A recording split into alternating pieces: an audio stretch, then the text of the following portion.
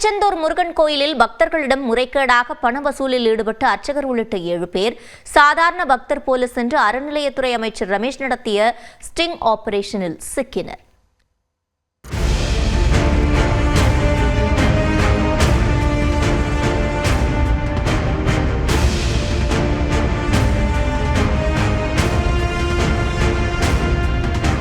தாவேக அமைச்சரவையில் அமைச்சர்களுக்கு துறைகள் ஒதுக்கீடு செய்யப்பட்டது முதல் பல்வேறு பகுதிகளிலும் நேரடியாக கள ஆய்வு செய்து நடவடிக்கைகளை மேற்கொண்டு வருகின்றன. அந்த வகையில் ஸ்ரீரங்கம் சட்டமன்ற உறுப்பினரும் அறநிலைத்துறை அமைச்சருமான ரமேஷ் முருகனின் 2ஆம் படை வீடான திருச்செந்தூர் முருகன் கோவிலில் அதிரடி ஆய்வில் ஈடுபட்டார். இங்கு நாள்தோறும் ஆயிரக்கணக்கான பக்தர்கள் வந்து சாமி தரிசனம் செய்யும் நிலையில் பக்தர் போலவே நேற்று அதிகாலையில் கோவிலுக்கு சென்றார் ரமேஷ். காலை சுமார் 5:30 மணியளவில் முகத்தில் மாஸ்க் அணிந்தபடி டி-ஷர்ட்டுடன் களமிறங்கிய அமைச்சர் ரமேஷ் ஆய்வை தொடங்கினார். அப்போது முடி காணிக்கைக்கு பக்தர்களிடம் இலவசத்திற்கு பதிலாக தலைக்கு தலா 100 ரூபாய் வீதம் பணம் பெறப்படுவது தெரியவந்தது. பின்னர் பக்தர்கள் நீண்ட வரிசையில் காத்திருந்து சாமி தரிசனம் செய்த நிலையில் ஒரு சிலர் மட்டும் சண்முக விலாச மண்டபம் வழியாக விரைவாக தரிசனம் செய்வதை பக்தர்கள் திரளில் நின்று அமைச்சர் கவனித்திருக்கிறார். அதனையடுத்து அமைச்சரும் அவரது உதவியாளரும் தாங்களும் விரைவாக தரிசனம் செய்ய வேண்டும் என்று அர்ச்சகர் ஐயப்பனிடம் கேட்டபோது அமைச்சர் என்பதை அறியாமல் அவர்களிடம் தலா 2000 ரூபாய் தந்தால் சீக்கிர தரிசனம் கிடைக்கும் என்று கூறி 4000 ரூபாய் லஞ்சம் கேட்டிருக்கிறார். ரொக்கமாக இல்லை என்று கூறப்பட்ட போதும் விடாப்பிடியாக கூகுள் பேவில் அனுப்புங்கள் என்று கூறி தனது எண்ணை கொடுத்திருக்கிறார் அர்ச்சகர். பின்னர் கூகுள் பேவில் அமைச்சர் அந்த தொகையை அனுப்பிய பிறகு தன் வேடத்தை கலைத்தார் அமைச்சர். அதனைத் தொடர்ந்து கோவில் அன்னதான மண்டபம் சென்ற அமைச்சர் பக்தர்களோடு பக்தராக அமர்ந்து காலை உணவாக பொங்கல் சாப்பிட்டார். அப்போது டோக்கன் விநியோகம் செய்யாமல் அன்னதானம் நடந்ததும் அம்பலமானது. அமைச்சரின் இந்த 3 ஆய்வுகளும் முடியும் போது கிட்டத்தட்ட காலை 9:30 மணி ஆகியிருந்தது. அதன் பின்னர் கோவில் கணினியிலும் பல்வேறு விவரங்களை அவர் பகல் 12:30 மணி வரை ஆய்வு செய்தார். கோயிலினுடைய சொத்துக்கள் பற்றிய ஆய்வுகளை நடத்தியிருக்கிறோம். கோயிலுக்கு வர வேண்டிய வருமானங்கள் எங்கெங்கெல்லாம் தடைப்பட்டிருக்கின்ற அந்த ஆய்வுகளை நடத்தியிருக்கிறோம். கோயிலுக்கு தேவையான அடிப்படை வசதிகள் என்னென்ன இருக்குன்னு சொல்லி ஆய்வுகள் பண்ணிட்டு இருக்கிறோம். கோயிலின் தூய்மையை எப்படி பராமரிக்கிறதுன்னு ஆய்வுகள் பண்ணிட்டு இருக்கிறோம். அதே போல் கோயிலுக்கு வரக்கூடிய பக்தர்கள் எவ்வளவு விரைவாக தரிசனம் பார்த்துட்டு வெளியில் போக முடியும், அதற்கு என்ன மாதிரியான விஷயங்கள்லாம் கொண்டு வர முடியுன்றதுக்கு பற்றி ஆய்வுகள் பண்ணிட்டு இருக்கிறோம். கோவிலில் முறைகேடாக பணம் வசூலிப்பது தடுக்கப்பட வேண்டும் என்று பக்தர்கள் கோரிக்கை விடுத்துள்ளனர். தூரந்து வரோம், நாங்கள் 4000, 5000, 10,000 ரூபா செலவு பண்ணிட்டு வரோம். மறுபடியும் பணம் கேட்டாக்க நாங்கள் சாமி கும்பிடுறதுக்கு போது எங்களுக்கு பிரச்சனையா இருக்கு. இதை முதலமைச்சர் விஜய் சார் இன்னும் நல்லா சின்சியரா ஸ்டெப் எடுக்கணும்னு நாங்கள் நினைக்கிறோம். இந்த கோயில பணம் வாங்குறத ஃபர்ஸ்ட் அவங்க கண்டிக்கிற மாதிரி பண்ணணும். கோயிலுக்கு ஏன் வரோம்? ஒரு நிம்மதிக்கு நாங்களா இல்லாதப்பட்ட நாங்க தான் எங்கிட்ட பணமே கேட்க கூடாது. 1000 ரூபா கொடு, 2000 ரூபா கொடுன்றாங்க ஒரு ஆளுக்கு. நாங்கள் 10 பேர் வந்திருக்கோம், 10,000 ரூபா நாங்கள் எங்கேருந்து தர்றதுங்க சார்? இந்நிலையில் தரிசனத்திற்கு பணம் பெற்று உள்ளே அனுமதித்ததாக அர்ச்சகர் ஐயப்பன் மறு உத்தரவு வரும் வரை கோவிலுக்குள் பூஜை செய்யக்கூடாது என்று தடை விதிக்கப்பட்டுள்ளது. அவரது கூட்டாளிகளான காவலர்கள் 2 பணியிலிருந்து நீக்கப்பட்ட நிலையில் 3 மீதும் வழக்கு பதிவு செய்யப்பட்டுள்ளது. அதேபோல முடியிறக்கும் பணியாளர்கள் 2 தொழில் உரிமம் தற்காலிகமாக ரத்து செய்யப்பட்டு சஸ்பெண்ட் செய்யப்பட்டன.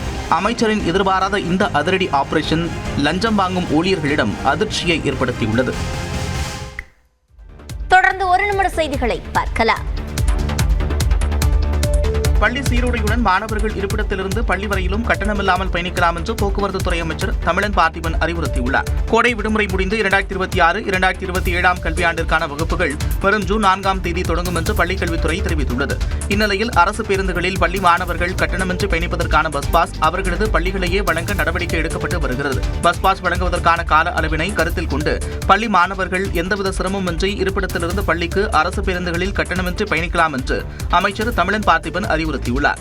அதேபோல அரசு கலை மற்றும் அறிவியல் கல்லூரி, அரசு தொழில்நுட்ப கல்லூரி, அரசு தொழிற்பயிற்சி நிலைய மாணவர்கள் தங்கள் கல்வி நிறுவனத்தால் வழங்கப்பட்ட அடையாள அட்டையை நடத்துனரிடம் காண்பித்து கட்டணமின்றி பயணிக்கலாம் என்றும் தெரிவித்துள்ளார். மேலும் பள்ளி துவங்கும் முடியும் நேரம் வரை பேருந்துகள் சரியாக இயங்குவதை கண்காணித்திட போக்குவரத்து கழக அலுவலர்கள் குழுக்கள் நியமிக்கப்பட்டுள்ளன. தென்மேற்கு பருவமழை காலத்தில் தடையற்ற மின்சாரம் வழங்க ஏதுவாக கூடுதல் பணியாளர்களை பணியமர்த்த தமிழ்நாடு மின் பகிர்மான கழகம் நடவடிக்கை எடுத்துள்ளது. கோடை காலத்தில் தடையற்ற மின்சாரம் வழங்கும் வகையில் பிப்ரவரி 1ஆம் தேதி முதல் மே 31ஆம் தேதி வரையிலான காலத்திற்கு கூடுதல் பணியாளர்களை பணியமர்த்த ஒப்புதல் அளிக்கப்பட்டிருந்தது. இந்நிலையில் தென்மேற்கு பருவமழை காலத்தில் தடையற்ற மின்சார விநியோகத்தை உறுதி செய்வதற்காக முந்தைய உத்தரவுகளை ரத்து செய்து கூடுதல் பணியாளர்களை பணியமர்த்துவதற்கு சில நிபந்தனைகளுடன் ஒப்புதல் அளிக்கப்பட்டுள்ளது. அதன்படி கூடுதல் பணியாளர்களை சுமார் 45 நாட்களுக்கு, அதாவது ஜூன் 2ஆம் தேதி முதல் ஜூலை 16ஆம் தேதி வரை பணியமர்த்துவதற்கு அனுமதி வழங்கப்பட்டுள்ளது. சென்னை மற்றும் காஞ்சிபுரம் மண்டலங்களில் ஒரு பிரிவிற்கு 10 பேர், நீலகிரி, கொடைக்கானல் போன்ற மலைப்பகுதிகளுக்கு 8 பேர் என அத்தியாவசியமான இடங்களில் பணியாளர்கள் நியமிக்கப்பட உள்ளனர். அனைத்து விநியோக வட்டங்களின் மீதமுள்ள செயல்பாடு மற்றும் பராமரிப்பு பிரிவுகளுக்கு ஒவ்வொரு பிரிவுக்கும் 6 பேர் வரை கூடுதல் பணியாளர்கள் நியமிக்கப்பட உள்ளனர். மேலும் கூடுதல் பணியாளர்களின் பணி நியமனம் மற்றும் செலவின விவரங்கள் முறையாக பராமரிக்கப்பட வேண்டும் என்றும், மின்வாரிய அதிகாரிகள் மற்றும் பணியாளர்களின் உறவினர்களை ஒப்பந்த அடிப்படையில் பணியமர்த்தக்கூடாது எனவும் சுற்றறிக்கையில் குறிப்பிடப்பட்டுள்ளது. மீறினால் கடும் நடவடிக்கை எடுக்கப்படும் எனவும் அந்த சுற்றறிக்கையில் எச்சரிக்கை விடுக்கப்பட்டுள்ளது. தமிழ்நாட்டில் உர விலை உயர்ந்துள்ள நிலையில் விலை உயர்வை மத்திய மாநில அரசுகள் கட்டுப்படுத்த வேண்டும் என்று விவசாயிகள் கோரிக்கை விடுத்துள்ளனர். மேற்காசிய போர் எதிரொலியாக தமிழ்நாட்டிலும் உரவிலை மூட்டைக்கு சுமார் 500 ரூபாய் வரை திடீரென உயர்ந்துள்ளது. நாகை உள்ளிட்ட டெல்டா மாவட்டங்களில் குறுவை சாகுபடிக்கு முன்பே உரங்களின் விலை திடீரென உயர்ந்துள்ளதால் கவலை தெரிவித்துள்ள விவசாயிகள் இதற்கு உடனடியாக தீர்வு காண வேண்டும் என்று கோரிக்கை விடுத்துள்ளனர். தட்டுப்பாடுங்கிறது அதிக அளவில் வரும் போல இருக்கு. அந்த உர தட்டுப்பாடு இல்லாமலும் தனியார் நிறுவனங்கள் பதுக்கி வச்சு விற்பனை பண்ணக்கூடாது. உர விலைகளை இன்னும் அதிகமாகிறதுக்கான வாய்ப்புகள் அதிகமாக இருக்கு. அதனால அந்த உரத்தை தட்டுப்பாடு இல்லாமல் வழங்குறதுக்கும் விலையை கட்டுக்குள்ள வைக்கிறதுக்கும் மத்திய மாநில அரசுகள் உரிய நடவடிக்கை எடுக்கணும். உர விலை உயர்வு தொடர்ந்தால் விவசாயம் செய்வோரின் அளவு குறைந்து உணவு தட்டுப்பாடு ஏற்படக்கூடும் என்றும் விவசாயிகள் அச்சம் தெரிவிக்கின்றனர்.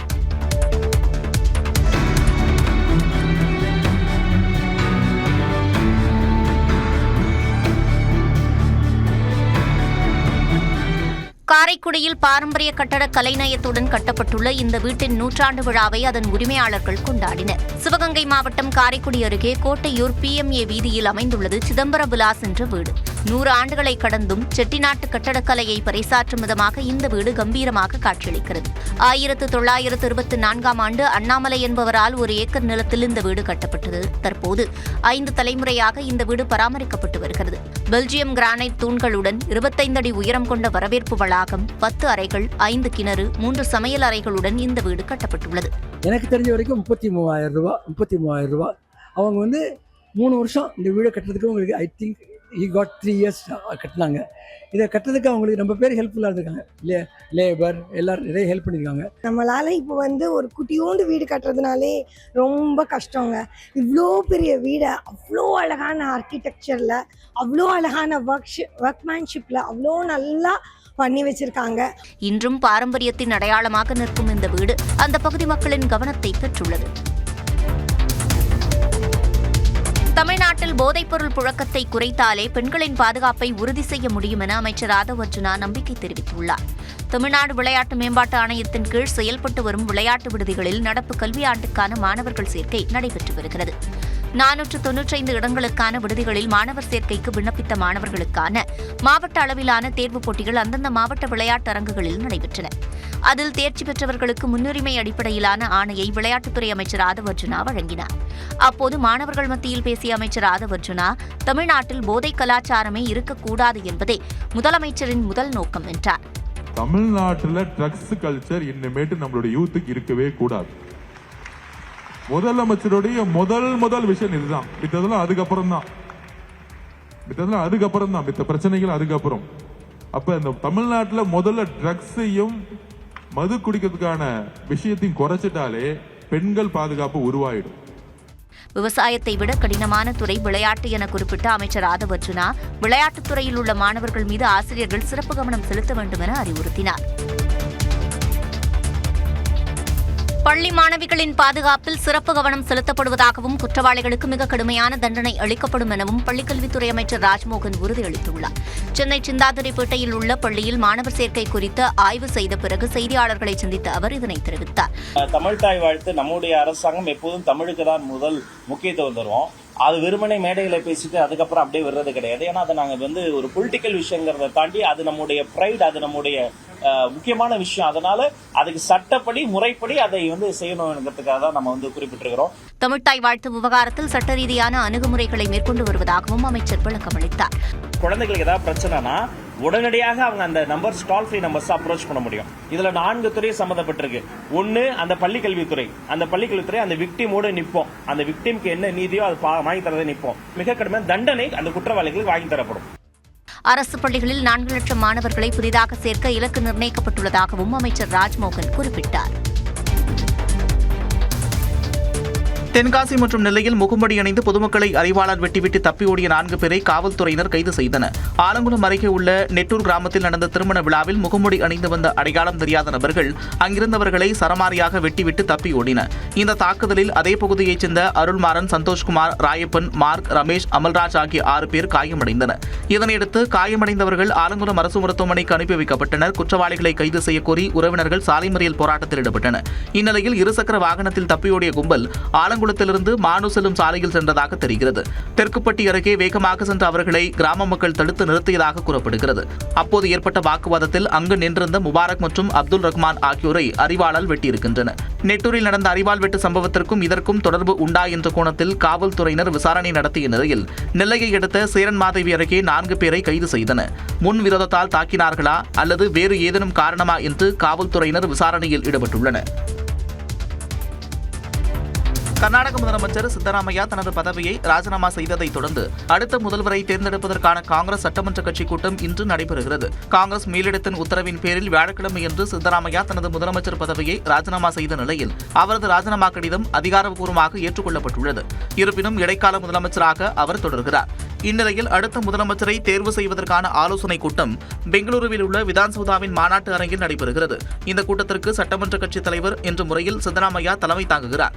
இதில் காங்கிரஸ் கமிட்டியின் மாநில தலைவர் டி.கே. சிவகுமார் உள்ளிட்டோர் கலந்து கொள்கின்றனர். புதிய முதலமைச்சரை முறைப்படி ஒருமனதாக தேர்ந்தெடுப்பதே இந்த கூட்டத்தின் முக்கிய நோக்கமாகும். புதிய முதலமைச்சருடன் பதவியேற்கும் புதிய அமைச்சர்கள் யார் யாருக்கு எந்தெந்த முக்கிய துறைகள் ஒதுக்குவது என்பது குறித்து இந்த கூட்டத்தில் ஆலோசிக்கப்படும் என்று தெரிகிறது. இந்த கூட்டத்தில் கர்நாடகாவின் அடுத்த முதலமைச்சராக டி.கே. சிவகுமார் ஒருமனதாக தேர்ந்தெடுக்கப்படுகிறார். டெட் தேர்வில் ஆசிரியர்கள் தேர்ச்சி பெறுவதற்கான கால அவகாசத்தை 3 ஆண்டுகளாக நீட்டித்து உச்சநீதிமன்றம் உத்தரவிட்டுள்ளது. அரசு உதவி பெறும் பள்ளிகளில் பணியாற்றும் ஆசிரியர்கள் டெட் தேர்வில் கட்டாயம் தேர்ச்சி பெற வேண்டும் என்ற முந்தைய தீர்ப்பை எதிர்த்து தமிழக அரசு மனு தாக்கல் செய்திருந்தது. தமிழக அரசு உள்ளிட்டோர் தாக்கல் செய்த 45 மறுசீராய்வு மனுக்கள் நீதிபதிகள் தீபங்கர் தத்தா மற்றும் சதீஷ் சந்திரசர்மா ஆகியோர் அடங்கிய அமர்வில் விசாரணைக்கு வந்தது. தமிழக அரசின் கோரிக்கையை ஏற்று முந்தைய உத்தரவில் சில நடைமுறை மாற்றங்களை செய்து உச்சநீதிமன்றம் உத்தரவிட்டுள்ளது. அதன்படி தகுதி தேர்வில் தேர்ச்சி பெறுவதற்கான கால அவகாசத்தை 2 ஆண்டுகளிலிருந்து 3 ஆண்டுகளாக உயர்த்தியுள்ளது. ஆசிரியர்கள் அனைவரும் வரும் 2028ஆம் ஆண்டு ஆகஸ்ட் 31ஆம் தேதிக்குள் டெட் தேர்வை எழுதி தேர்ச்சி பெற வேண்டும் என்றும் அதற்கு மேல் ஆசிரியர்களுக்கு எந்த கால நீட்டிப்பும் வழங்க முடியாது என்றும் நீதிபதிகள் தெரிவித்துள்ளனர். மேலும் ஆசிரியர்களுக்கு டெட் தேர்வு கட்டாயம் என்ற முந்தைய தீர்ப்பை எதிர்த்து தமிழக அரசு தாக்கல் செய்த மறுசீராய்வு மனுவை நீதிபதிகள் தள்ளுபடி செய்தனர். இதன் மூலம் அரசு மற்றும் அரசு உதவி பெறும் பள்ளிகளில் ஆசிரியர்கள் பணியில் தொடரவும் பதவி உயர்வு பெறவும் டெட் தேர்ச்சி அவசியம் என்பதை மீண்டும் நீதிமன்றம் உறுதி செய்திருக்கிறது. ஐபிஎல் கிரிக்கெட் தொடரில் ராஜஸ்தானை வீழ்த்திய குஜராத் டைட்டன்ஸ் அணி இறுதிப் போட்டியில் பெங்களூருவை எதிர்கொள்கிறது. நடப்பு ஐபிஎல் சீசன் கிளைமாக்ஸை எட்டியிருக்கும் நிலையில் சண்டிகரில் நடைபெற்ற 2வது குவாலிஃபயர் ஆட்டத்தில் ராஜஸ்தான் ராயல்ஸ் மற்றும் குஜராத் டைட்டன்ஸ் அணிகள் பலப்பரீட்சை நடத்தின. டாஸ் வென்று முதலில் பேட்டிங் செய்த ராஜஸ்தான் அணியில் வழக்கம் போல அதிரடி காட்டிய வைபவ் சூரியவன்ஷி 47 பந்துகளில் 96 ரன்கள் விளாசி 2வது முறையாக நூலிலையில் சதம் வாய்ப்பை கோட்டை விட்டார். அவர் 8 பவுண்டரிகள் 7 சிக்சர்களை விளாசினார். சூரியவன்ஷி அதிரடி ஆட்டத்தின் உதவியோடு 20 ஓவர்களில் 6 விக்கெட் இழப்பிற்கு 214 ரன்களை ராஜஸ்தான் குவித்தது. சற்று கடின இலக்கோடு களமிறங்கிய குஜராத் அணியின் கேப்டன் சுப்மன் கில் மற்றும் தமிழக வீரர் சாய் சுதர்சன் அடித்து விளையாடி அணியை வெற்றி பாதைக்கு அழைத்து சென்றனர். 58 ரன்கள் அடித்த சாய் சுதர்சன் பவுண்டரிக்கு பந்தை அடித்தபோது பேட் கை நழுவி ஸ்டெம்பின் மீது விழுந்ததால் ஹிட் விக்கெட் ஆகி வெளியேறினார். கடந்த பெங்களூரு அணிக்கு எதிரான முதலாவது குவாலிஃபயர் ஆட்டத்திலும் இதேபோல சாய் சுதர்சன் ஹிட் விக்கெட் ஆகி வெளியேறினார். மறுமுனையில் நங்குரம் போல நிலைத்து நின்று ஆடிய சுப்மன் கில் 15 பவுண்டரி 3 சிக்சர்களோடு 104 ரன்கள் விளாசி அணிக்கு வெற்றியை தேடி தந்தார். 18.4 ஓவர்களில் 219 ரன்கள் குவித்து வெற்றி வாகை சூடிய குஜராத் அணி 2வது அணியாக இறுதிப் போட்டிக்கு முன்னேறியது. அகமதாபாத்தில் நாளை நடைபெறும் இறுதிப் போட்டியில் நடப்பு சாம்பியன் பெங்களூருவோடு குஜராத் அணி பலப்பரீட்சை நடத்துகிறது. மேகதாது அணை விவகாரத்தில் இரு மாநிலங்களுக்கிடையே பிரச்சனையை தூண்டும் வகையில் செயல்படுவதாக கர்நாடக துணை முதலமைச்சர் டி.கே. சிவகுமாருக்கு மின்சாரம் மற்றும் சட்டத்துறை அமைச்சர் நிர்மல்குமார் கண்டனம் தெரிவித்துள்ளார். சென்னையில் செய்தியாளர்களை சந்தித்த அவர் காவிரியின் குறுக்கே மேகதாது பகுதியில் அணை கட்டும் விவகாரம் தொடர்பாக பதிலளித்தார். அப்போது இந்த விவகாரத்தில் கர்நாடக துணை முதலமைச்சரும் நீர்வளத்துறை அமைச்சருமான டி.கே. சிவகுமாரின் அரசியல் நிலைப்பாடு கடும் கண்டனத்திற்குரியது என்றார். மேகதாது அணை கட்டுவதற்கு முதலமைச்சர் விஜய் எந்த வகையிலும் அனுமதிக்க மாட்டார் எனவும் சட்டத்துறை அமைச்சர் நிர்மல்குமார் விளக்கம் அளித்தார். இல்லை, எதுனாலும் சட்டப்பூர்வமாக தான் அவங்க செய்ய முடியும். ஆல்ரெடி வந்து இதுக்கு பண்ணக்கூடாதுன்னு சொல்லிட்டாங்க. Project report, detail project report மட்டும் தான் ஃபைல் பண்ண சொல்லியிருக்காங்க. அந்த மீன் டைமில் அவங்க போயிட்டு வந்து பூமி பூஜையெல்லாம் செய்ய முடியாது. ஸோ அதை செய்து தேவையில்லாமல் 2 மாநிலங்களுக்கும் சட்டம் ஒழுங்கு பிரச்சனையை கொண்டு வரதுக்கான முயற்சிகளை அவர்கள் செய்கிறார்கள். அரசியல் காரணங்களுக்காக வந்து DK சிவகுமார் இந்த மாதிரி செய்கிறாரு. அது கடுமையான கண்டனங்கள். 2 மாநிலங்களுக்கும் முதல்ல அமைதி தேவை. 2 மாநில மக்களுக்குள்ள ஒரு அமைதி தேவை. 2 மாநில மக்களுக்கும் நிறைய தொழில் உறவுகள் இருக்கு. தமிழ்நாடு முழுவதும் விதிமீறல்களுடன் செயல்பட்டு வந்த 67 கல்குவாரிகளுக்கு தற்காலிக தடை விதிக்கப்பட்டுள்ளது. தமிழ்நாடு முழுவதும் கனிம வளத்துறை சார்பில் 2000த்திற்கும் மேற்பட்ட கல்குவாரிகளில் அனுமதி அளிக்கப்பட்டு கற்கள் வெட்டி எடுக்கப்படுகின்றன. இக்கல்குவாரிகளில் அரசு அனுமதி அளித்த அளவிற்கு அதிகமாக கற்கள் வெட்டியெடுக்கப்படுவதாக பல்வேறு புகார்கள் எழுந்தன. இதனையடுத்து தமிழ்நாடு முழுவதும் உள்ள கல்குவாரிகளில் சோதனை நடத்த இயற்கை வளங்கள் துறை அமைச்சர் பிரபு உத்தரவிட்டிருந்தார். அதன் பேரில் தமிழ்நாடு முழுவதும் 431 கல்குவாரிகளில் ஒரு வாரமாக அதிகாரிகள் ஆய்வு மேற்கொண்டனர். இதில் 155 குவாரிகளில் விதிமீறல்கள் கண்டறியப்பட்டு 67 குவாரிகளின் பணிகள் தற்காலிகமாக நிறுத்தி வைக்கப்பட்டு அபராத நடவடிக்கை எடுக்கப்பட்டு வருவதாக கனிம வளத்துறை தெரிவித்துள்ளது. மீதமுள்ள 88 குவாரிகளின் குவாரி பணியினை நிறுத்த மேல் நடவடிக்கை எடுக்கப்பட்டு வருவதாகவும் குறிப்பிட்டுள்ளது. மேலும் கடந்த ஒரு மாதத்தில் தமிழகம் முழுவதும் மேற்கொண்ட ஆய்வில் 78 இடங்களில் சட்டவிரோதமாக கனிமங்கள் எடுக்கப்படுவது கண்டறியப்பட்டு மேல் நடவடிக்கை எடுக்கப்பட்டு வருவதாகவும், சட்டவிரோதமாக கனிமங்கள் எடுத்துச் சென்ற 469 வாகனங்கள் கைப்பற்றப்பட்டதாகவும் கனிம வளத்துறை தெரிவித்துள்ளது. இந்நிலையில் சட்டவிரோதமாக கனிமங்கள் வெட்டி எடுத்துச் சென்றால் கடும் நடவடிக்கை எடுக்கப்படும் என்றும் கனிம வளத்துறை எச்சரித்துள்ளது. தமிழ்நாட்டில் பல்வேறு IAS அதிகாரிகள் பணியிட மாற்றம் செய்யப்பட்டுள்ள நிலையில் 14 மாவட்டங்களுக்கு புதிய ஆட்சியர்கள் நியமிக்கப்பட்டுள்ளனர். தாவேக் அரசு பொறுப்பேற்றதைத் தொடர்ந்து IAS மற்றும் IPS உள்ளிட்ட அதிகாரிகள் பணியிட மாற்றம் செய்யப்பட்டு வருகின்றன. அந்த வகையில் தற்போது மேலும் பல IAS அதிகாரிகள் பணியிட மாற்றம் செய்யப்பட்டுள்ளனர். இது தொடர்பாக தலைமை செயலாளர் சாய்குமார் உத்தரவை வெளியிட்டிருக்கிறார். அதன்படி நிதித்துறை செலவினங்கள் செயலாளராக லலிதாவும், ஊரக வளர்ச்சித்துறை ஆணையராக அமுதவள்ளியும் நியமிக்கப்பட்டுள்ளனர். அதேபோல கல்லூரி கல்வி ஆணையராக பொன்னையாவும், மதுவிலக்கு மற்றும் கலால் ஆணையராக பூஜா குல்கர்ணியும் நியமனம் செய்யப்பட்டுள்ளனர். அறநிலைத்துறை ஆணையராக வினய், கனிமவள நிறுவன மேலாண் இயக்குநராக சரவண வேல்ராஜ் நியமிக்கப்பட்டுள்ளனர். தமிழ்நாடு பவர் பினான்ஸ் நிறுவன தலைவராக மங்கத்ராம் சர்மாவும், தமிழ்நாடு பாடநூல் நிறுவன மேலாண் இயக்குநராக சஜினாவும், பசுமை எரிசக்தி கழக மேலாண் இயக்குநராக PN ஸ்ரீதரும் நியமனம் செய்யப்பட்டுள்ளனர். அதேபோல தமிழ்நாட்டில் 14 மாவட்டங்களுக்கு புதிய ஆட்சியர்கள் நியமனம் செய்யப்பட்டுள்ளனர். அதன்படி கள்ளக்குறிச்சி ஆட்சியராக பத்மஜாவும், ராணிப்பேட்டை ஆட்சியராக பிரியாவும் நியமனம் செய்யப்பட்டுள்ளனர். நாமக்கல் ஆட்சியராக மதுபாலனும், நெல்லை ஆட்சியராக ஆனந்த் மோகனும் நியமனம் செய்யப்பட்டுள்ளனர். அதேபோல வேலூருக்கு லீலா அலெக்ஸ், தஞ்சைக்கு ரேவதி மாவட்ட ஆட்சியர்களாக நியமிக்கப்பட்டுள்ளனர். செங்கல்பட்டுக்கு வீரப்பனும், மதுரைக்கு ஆகாஷும், நாகைக்கு பிரவீன்குமாரும் மாவட்ட ஆட்சியர்களாகியுள்ளனர். அதேபோல தேனிக்கு வைத்தியநாதனும், தருமபுரிக்கு சரவணனும் மாவட்ட ஆட்சியராக இடமாற்றம் செய்யப்பட்டுள்ளனர். கன்னியாகுமரிக்கு பிரதாப், திருச்சிக்கு பிரதீக் தயாள், திருவண்ணாமலைக்கு வந்தனா கர்க் மாவட்ட ஆட்சியர்களாக நியமிக்கப்பட்டுள்ளனர். தொடர்ந்து காலை விரைவு செய்திகளை பார்க்கலாம். திருவள்ளூர் மாவட்டம் பூண்டி சத்தியமூர்த்தி நீர்த்தேக்கத்திற்கு கிருஷ்ணா நதி நீர்வரத்து அதிகரித்துள்ளது. ஆந்திர பிரதேச மாநிலம் கண்டலேறு அணையிலிருந்து வினாடிக்கு 1900 கன அடி நீர் திறக்கப்பட்டுள்ளது. இந்த நீர் ஊத்துக்கோட்டை அருகே உள்ள 0 பாயிண்டை கடந்து பூண்டி அணைக்கு வருகிறது.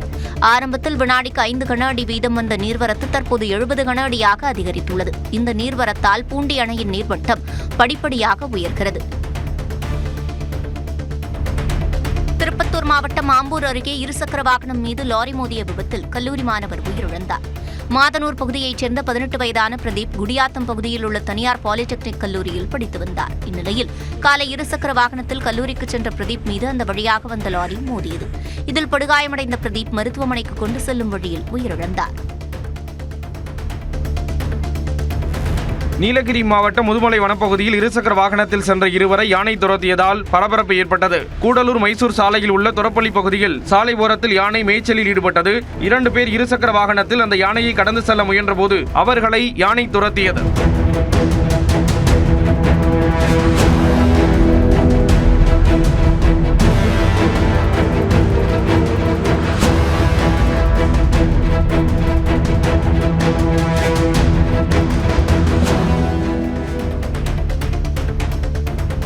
சிவகங்கை மாவட்டம் சிங்கம்புணரி அருகே உள்ள தெக்கூர் கிராமத்தில் அமைந்துள்ள பழமையான ஸ்ரீ மீனாட்சி சுந்தரேஸ்வரர் கோயில் குடமுழுக்கு வெகு விமர்சையாக நடைபெற்றது. 12 ஆண்டுகளுக்கு பிறகு கோயில் புதுப்பிக்கப்பட்ட நிலையில் கடந்த 25ஆம் தேதி முதல் யாகசாலை பூஜைகள், வேத மந்திரங்கள் முழங்க நடைபெற்றன. இதனைத் தொடர்ந்து வெள்ளிக்கிழமையன்று புண்ணிய நதிகளிலிருந்து கொண்டுவரப்பட்ட புனித நீரை சிவாச்சாரியார்கள் மேளதாளங்கள் முழங்க கோபுர கலசங்களில் ஊற்றி குடமுழுக்கு நடத்தப்பட்டது. விருதுநகர் மாவட்டம் வத்திராயிருப்பு மாரியம்மன் கோயில் குடமுழுக்கு விழா கோலாகலமாக நடைபெற்றது. வத்திராயிருப்பு கீழரத வீதியில் உள்ள பிரசித்தி பெற்ற மாரியம்மன் கோயில் குடமுழுக்கு விழா கடந்த 2 தினங்களுக்கு முன் யாகசாலை பூஜைகளுடன் தொடங்கியது. இதைத் தொடர்ந்து கணபதி ஹோமம், நவகிரக ஹோமம், கோமாதா வழிபாடு என தினமும் பல்வேறு நிகழ்ச்சிகள் நடைபெற்று வந்தன. இந்நிலையில் 3ஆம் நாளில் குடமுழுக்கு விழாவையொட்டி பூரண கும்ப நீரால் மாரியம்மனுக்கும் பரிவார தெய்வங்களுக்கும் அபிஷேகம் செய்யப்பட்டு பிரதான கோபுர கலசத்திற்கு குடமுழுக்கு செய்யப்பட்டது.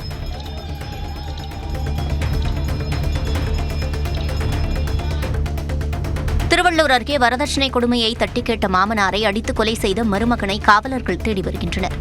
செவ்வாப்பேட்டையைச் சேர்ந்த தமிழ்ச்செல்விக்கும் ரவீந்தர் என்பவருக்கும் கடந்த சில மாதங்களுக்கு முன் திருமணம் நடைபெற்ற நிலையில் ரவீந்தர் வரதட்சணை கேட்டு தமிழ்ச்செல்விக்கு தொல்லை கொடுத்ததாக கூறப்படுகிறது. இதனை தமிழ்ச்செல்வியின் தந்தை ராஜ் தட்டி கேட்டதால் ஆத்திரமடைந்த ரவீந்தர் மற்றும் அவரது தந்தை ஆகியோர் அவரை தாக்கியுள்ளனர். இதில் ராஜ் உயிரிழந்த நிலையில் தலைமறைவாக உள்ள ரவீந்தர் மற்றும் அவரது தந்தையை காவலர்கள் தேடி வருகின்றனர்.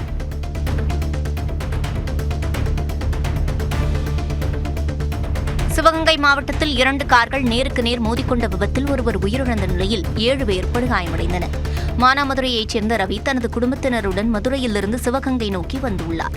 இதேபோல் பூவந்தியைச் சேர்ந்த பிரபாகரன் தனது மனைவி அருள்செல்வியுடன் சிவகங்கை நோக்கி வந்துள்ளார். இந்நிலையில் 2 கார்களும் அரசனூர் அருகே நேருக்கு நேர் மோதிக்கொண்டன. இந்த விபத்தில் ரவி உயிரிழந்த நிலையில் 4 வயது சிறுவன் வசந்த் உள்ளிட்ட 2 கார்களிலும் பயணித்த 7 பேர் படுகாயமடைந்தனர். கொடைக்கானல் பகுதியில் உள்ள பிரசித்தி பெற்ற குறிஞ்சி ஆண்டவர் முருகன் கோயிலில் வைகாசி விசாகத்தை முன்னிட்டு சிறப்பு மலர் வழிபாடு நடைபெற்றது. பல்லாயிரக்கணக்கான மலர்களால் முருகப்பெருமானுக்கு அலங்காரம் செய்யப்பட்டு தங்க கவசத்தில் காட்சியளித்த முருகரை ஏராளமான பக்தர்கள் நீண்ட வரிசையில் நின்று சாமி தரிசனம் செய்தனர். மேலும் செல்வி தியா நடத்திய பக்தி இன்னிசை நிகழ்ச்சியும் இடம்பெற்றது.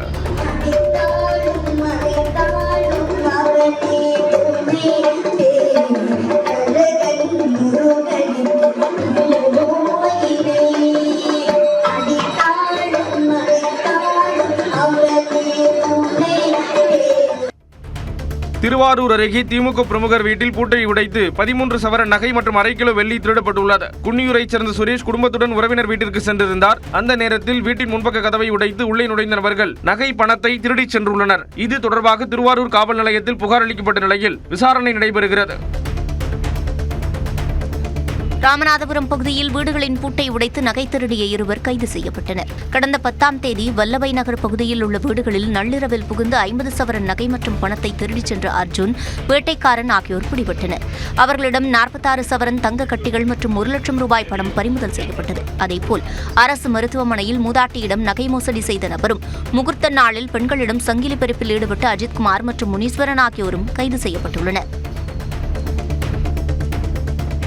செங்கல்பட்டு மாவட்டம் திருக்கழுக்குன்றம் அருகே பழங்குடியின மக்களின் ஆவணங்களை பயன்படுத்தி கடன் வாங்கி தலைமறைவான நபரை கைது செய்ய வலியுறுத்தி மாவட்ட ஆட்சியரிடம் பழங்குடியின மக்கள் மனு அளித்தனர். வாயலூர் கிராமத்தில் வசிக்கும் 47 பழங்குடியின மக்களுக்கு வங்கிக் கடன் பெற்றுத் தருவதாக கூறி ஆவணங்களை வாங்கி நுண்நிதி நிறுவனங்களிடம் கடன் பெற்ற ஆறுமுகம் என்பவர் தலைமறைவானதாக கூறப்படுகிறது. அவர் மீது நடவடிக்கை எடுக்க வலியுறுத்தி பணத்தை இழந்த மக்கள் மாவட்ட ஆட்சியரிடம் மனு அளித்தனர்.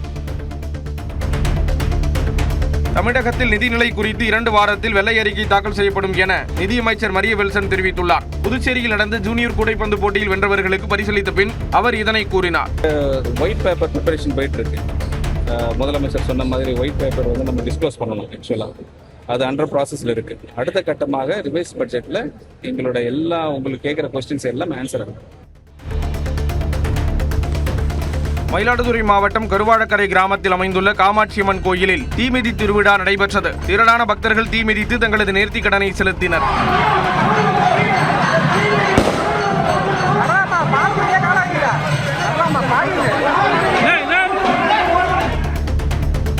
தென்காசி மாவட்டத்தைச் சேர்ந்த மாற்றுத்திறனாளி ஒருவர் தன் மீது கஞ்சா வழக்கு போடுவதாக காவலர்கள் மிரட்டியதாக கூறி நெல்லை ஆட்சியர் அலுவலகம் முன் தீக்குளிக்க முயன்றார். சீதபர்பநல்லூர் கிருஷ்ணவச்சேரியைச் சேர்ந்த முத்துமாரி என்பவர் டாஸ்மாக் கடையிலிருந்து 8 மது பாட்டில்களை வாங்கிச் சென்றதாக கூறப்படுகிறது.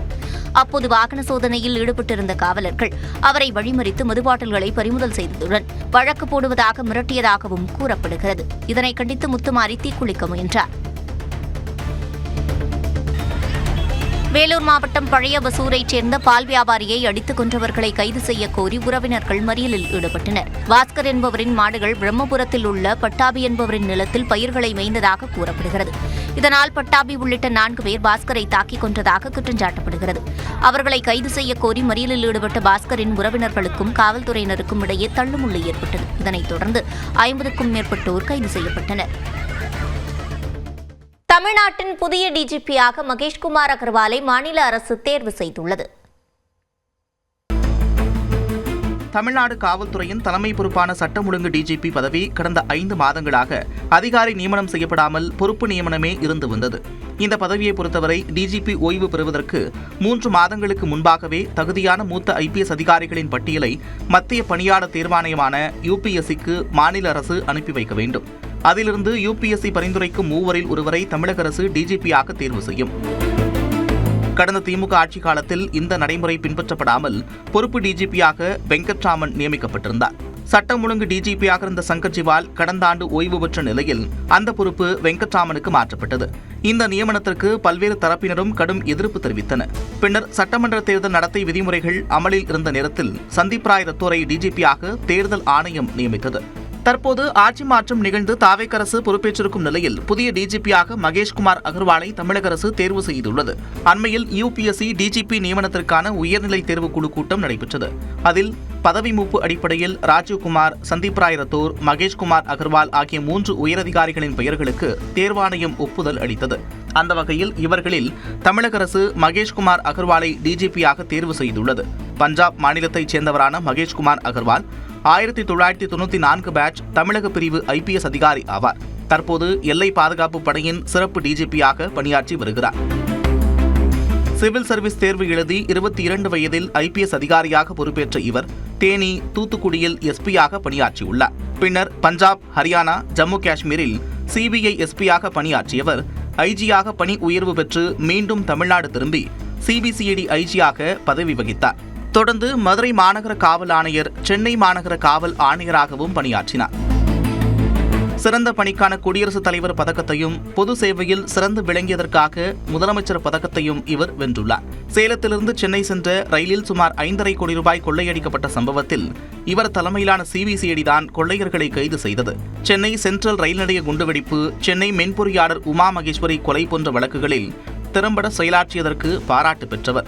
தமிழகத்தின் 5வது போலீஸ் கமிஷன் அறிக்கையை சமர்ப்பித்த குழுவில் மகேஷ்குமார் அகர்வால் இடம்பெற்றிருந்தது குறிப்பிடத்தக்கது. மத்திய அரசு பணியிலிருந்து அவரை விடுவிக்க தமிழக அரசு கோரிக்கை விடுத்திருக்கும் நிலையில் டிஜிபி நியமனம் தொடர்பான உத்தரவு பிறப்பிக்கப்படும். தொடர்ந்து காலை விரைவு செய்திகளை பார்க்கலாம். சென்னையை அடுத்த பெருங்களத்தூரில் வீட்டின் பூட்டை உடைத்து 10 சவரன் நகைகள் திருடப்பட்ட சம்பவம் பரபரப்பை ஏற்படுத்தியது. ரங்காநகர் பகுதியைச் சேர்ந்த ஏசி மெக்கானிக்கான விஜயகுமாரின் வீட்டின் பூட்டை உடைத்து உள்ளே சென்ற திருடர்கள் பீரோவை உடைத்து உள்ளே இருந்த 10 சவரன் நகைகளை திருடிச் சென்றனர். இந்த சம்பவம் தொடர்பாக விஜயகுமார் அளித்த புகாரின் பேரில் பெருங்களத்தூர் காவலர்கள் விசாரணை நடத்தி வருகின்றனர். நாமக்கல் மாவட்டம் ராசிபுரம் அருகே 11 வயது சிறுவனுக்கு பாலியல் தொல்லை கொடுத்ததாக இளைஞர் கைது செய்யப்பட்டார். சேலம் மாவட்டம் ஆத்தூரைச் சேர்ந்த மணிகண்டன் என்பவர் குருசாமி பாளையம் பகுதியைச் சேர்ந்த 11 வயது சிறுவனுக்கு பாலியல் தொல்லை கொடுத்ததாக கூறப்படுகிறது. இதுகுறித்து பாதிக்கப்பட்ட சிறுவனின் பெற்றோர் அளித்த புகாரின் பேரில் புதுச்சத்திரம் காவல் நிலைய காவலர்கள் வழக்கு பதிவு செய்து மணிகண்டனை போக்சோ சட்டத்தின் கீழ் கைது செய்தனர். கன்னியாகுமரி பகவதி அம்மன் கோயிலில் வைகாசி விசாக பெருந்திருவிழாவின் முக்கிய நிகழ்வான தேரோட்டம் பக்தி பரவசத்துடன் நடைபெற்றது. உற்சவ அம்மன் வெள்ளிப்பல்லக்கில் அலங்கரித்து கோயிலில் இருந்து அழைத்து வரப்பட்டு பட்டு மற்றும் தோரணங்களால் அலங்கரிக்கப்பட்ட திருத்தேரில் எழுந்தருளச் செய்யப்பட்டார். தொடர்ந்து அம்மனுக்கு சிறப்பு தீபாராதனை மற்றும் விசேஷ பூஜைகள் நடைபெற்றன. பின்னர் பக்தர்கள் திருத்தேரை வடம் பிடித்து இழுத்துச் சென்றனர்.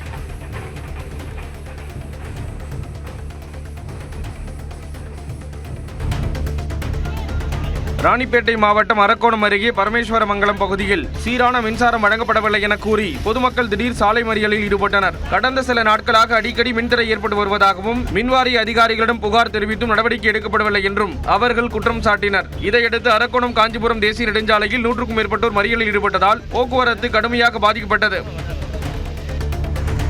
சென்னை நொச்சிக்குப்பம் பகுதியில் இருந்து அதிகாலை நேரத்தில் மீன்பிடிக்க கடலுக்கு சென்ற மீனவர் கோபி நீரில் மூழ்கி உயிரிழந்தார். கோபி, மணி மற்றும் முத்து ஆகிய மூவர் ஃபைபர் மோட்டார் படகில் சுமார் 1 கிலோமீட்டர் தூரம் கடலுக்குள் சென்றபோது திடீரென வீசிய சூறாவளி காற்றால் படகு வேகமாக அலைக்கழிக்கப்பட்டது. அப்போது கடலில் தவறி விழுந்த கோபி நீரில் மூழ்கி உயிரிழந்தார். சக மீனவர்கள் அவரது உடலை மீட்டு கரைக்கு கொண்டு வந்தனர்.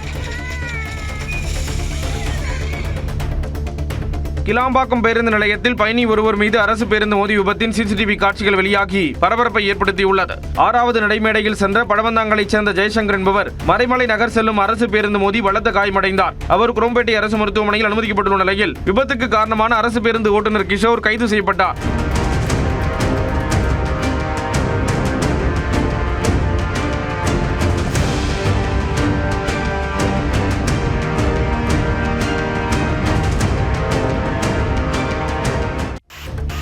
திருப்பூர் மாவட்டம் உடுமலைப்பேட்டை அருகே உள்ள திருமூர்த்தி மலைப்பகுதியில் அமைந்துள்ள பஞ்சலிங்க அருவியில் நீர்வரத்து குறைந்ததால் சுற்றுலா பயணிகள் குளிக்க அனுமதி வழங்கப்பட்டுள்ளது. மலையின் மேல் பகுதிகளில் வியாழக்கிழமை பெய்த மழையால் நீர்வரத்து அதிகரிக்கும் அபாயம் இருந்ததால் வனத்துறை மற்றும் மமடலிங்கேஸ்வரர் கோயில் நிர்வாகம் சார்பில் சுற்றுலா பயணிகள் வெளியேற்றப்பட்டனர். வெள்ளிக்கிழமை மழை நின்று நீர்வரத்து சீரானதால் மீண்டும் குளிக்க அனுமதி வழங்கப்பட்டுள்ளது.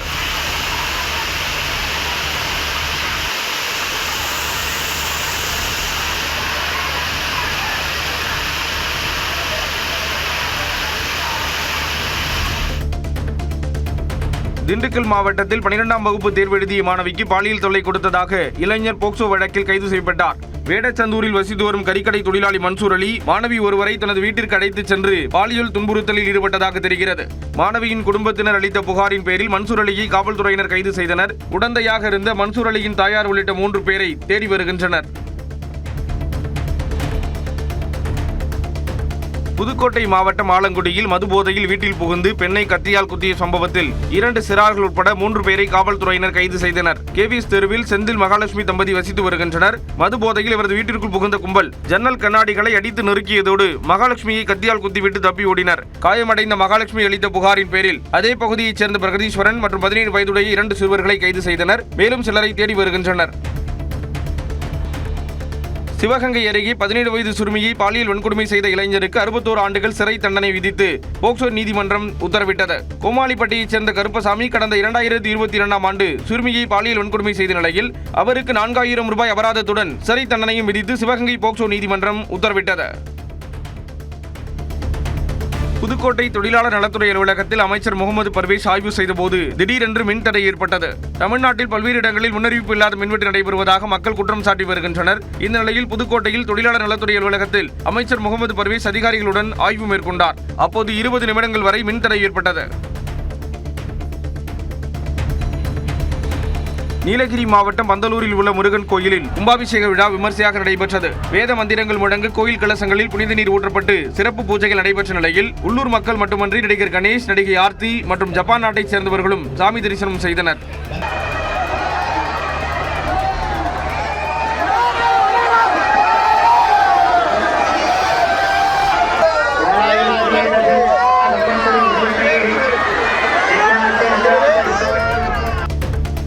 ராமநாதபுரம் மாவட்டம் திருவாடானை ஆதிரத்தினேஸ்வரர் ஆலய தேரோட்ட திருவிழா சிறப்பாக நடைபெற்றது. திரளான பக்தர்கள் கலந்து கொண்டு 2 தேர்களை வடம்பிடித்து இழுத்தனர்.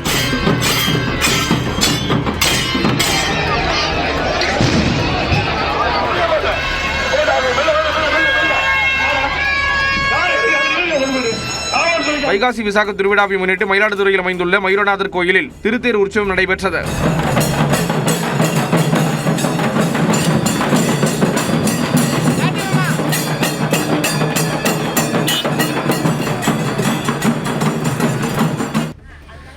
வைகாசி விசாக பெருவிழாவை முன்னிட்டு பழனி பெரிய நாயகியம்மன் கோயிலில் முத்துக்குமார சுவாமிக்கு திருக்கல்யாணம் நடைபெற்றது. பழனி முருகன் கோயிலின் உப ஆலயமான இங்கு கடந்த 24ஆம் தேதி வைகாசி விசாக திருவிழா கொடியேற்றத்துடன் தொடங்கியது. விழாவின் 6ஆம் நாளில் வள்ளி தெய்வானையுடன் முத்துக்குமார சுவாமிக்கு திருக்கல்யாண வைபவம் நடைபெற்றது. திரளான பக்தர்கள் கலந்து கொண்டு சாமி தரிசனம் செய்தனர்.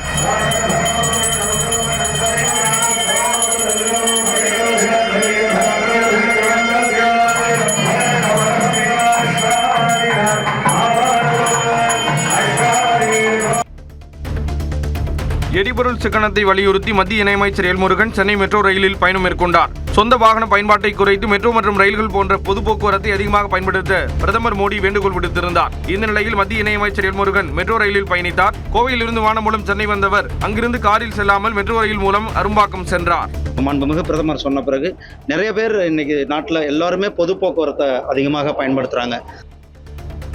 எல்னினோ தாக்கத்தால் தமிழ்நாட்டில் வெப்பம் தகிக்கும் நிலையில் அதை எவ்வாறு கையாள்வது, எத்தனை நாட்கள் இந்த வெப்ப அலை தொடரும் என்பது குறித்து விரிவாக பார்க்கலாம் இந்த செய்தி தொகுப்பில்.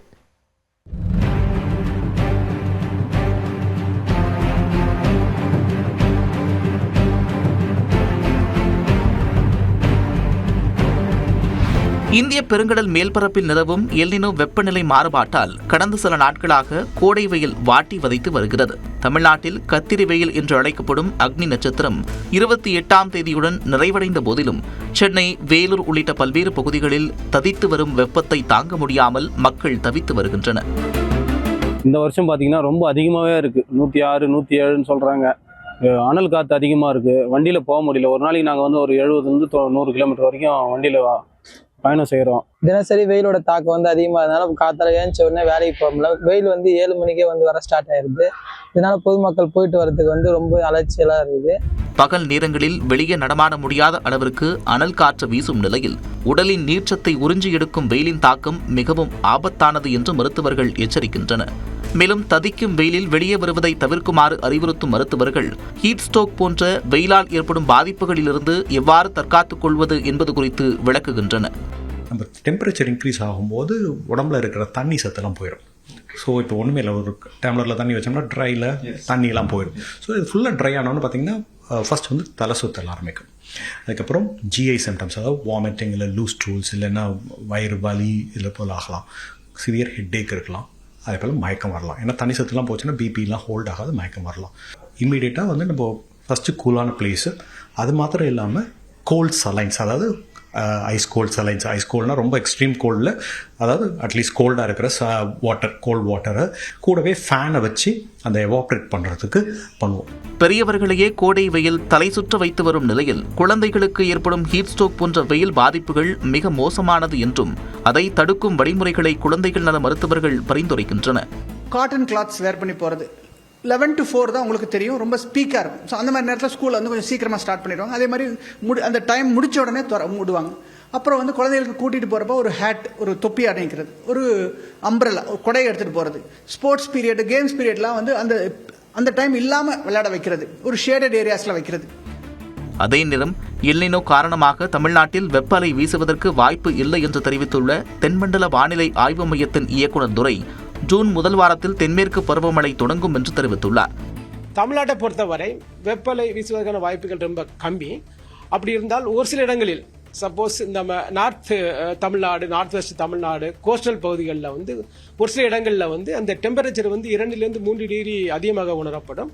பொதுவாக நார்த் வெஸ்ட் தமிழ்நாடு, இந்த வெள்ளூர், திருத்தணி, திருப்பத்தூர், இந்த இடங்களில் வந்து ஒரு சில இடங்களில் வந்து டெம்பரேச்சர் வந்து மேக்ஸிமம் டெம்பரேச்சர் வந்து 2-3 டிகிரி அதிகமாக உணரப்படும். இருப்பினும் நடப்பாண்டு தென்மேற்கு பருவமழை இயல்பை விட குறைவாக இருக்கும் என்று தனியார் வானிலை ஆர்வலர் ஸ்ரீகாந்த் கணித்துள்ளார். இந்த ஆண்டு தென்மேற்கு பருவமழை இயல்பிற்கு குறைவாக இருக்கிறதுக்கு வாய்ப்புகள் மிக அதிகமாக இருக்குங்கிறதுனால கவர்மெண்ட் வந்து அதுக்கேற்ற முன்னெச்சரிக்கை நடவடிக்கை எடுக்கிறதுக்கு ஆல்ரெடி துவங்கிட்டாங்க. 1997, 1982, 2015 இந்த மாதிரி நிறைய எல்னினோ ஆண்டுகள் நம்ம பார்த்துருக்கோம். சாதாரணமாக பார்த்தீங்கன்னா தென்மேற்கு பருவமழை காலங்களில் எல்னினோ ஆண்டுகளில் இயல்பிற்கு குறைவாக இருக்கிறதுக்கு வாய்ப்புகள் அதிகம். வடகிழக்கு பருவமழை காலங்களில் இயல்பிற்கு அதிகமாக இருக்கிறதுக்கு வாய்ப்புகள் அதிகம். தென்மேற்கு பருவமழையின் தாக்கம் இல்லாத வட தமிழகத்தின் ராமநாதபுரம், வேலூர், திருப்பத்தூர், ராணிப்பேட்டை, கடலூர், விழுப்புரம், கள்ளக்குறிச்சி, சென்னை உள்ளிட்ட மாவட்டங்களில் வெப்பத்தின் தாக்கம் இருக்கும் என்று வானிலை ஆர்வலர் ஸ்ரீகாந்த் கணித்துள்ளார்.